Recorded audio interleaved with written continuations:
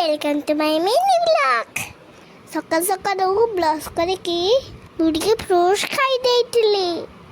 प्रथमे नाना बनाना जोटा कि बहुत टेस्टी थिला। परे मुझे खेली फिर लंच रे मामा ने तो टेस्टी टेस्टी खाना जानते छुई मोर फेवरेट मोटे फेवरेट जे मो पापा मामा रे भी मो खाई दिए। अपन मान को छुई केमती लागे